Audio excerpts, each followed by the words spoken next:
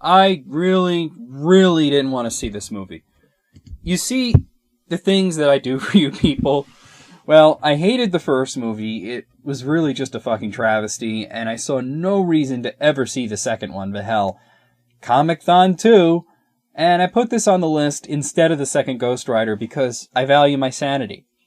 Anyway, Fantastic Four Rise of the Silver Surfer has the team as celebrities now, and Reed and Sue are trying to get married while dealing with the whole media circus, complicated by Johnny Storm contributing to this as much as he can. The Silver Surfer comes to Earth and creates massive holes, causes random effects to happen to people and places around him, including seemingly resurrecting Doctor Doom, and he disrupts the wedding. The Human Torch goes after the Surfer, but he gets his ass handed to him. For most of the movie, the Fantastic Four are working with the government to try to stop the Surfer, who somehow they tracked around the universe and found that every planet that he's been to has been destroyed of all life. They're able to do this because of comic book science.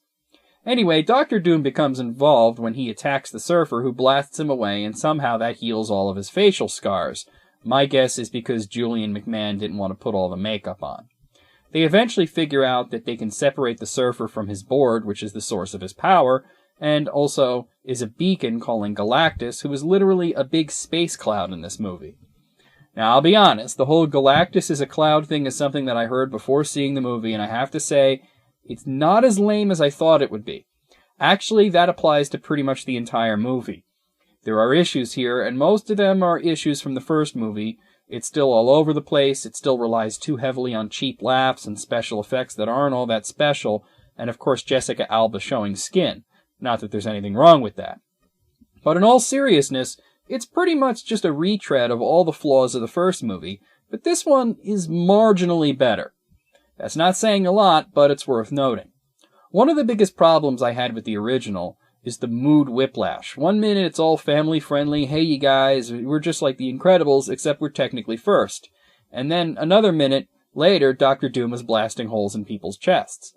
This movie does the same thing. It's all very PG violence for the most part, mixed with lighthearted humor, not quite nudity, played more for laughs than anything, and wacky situations like the character swapping powers.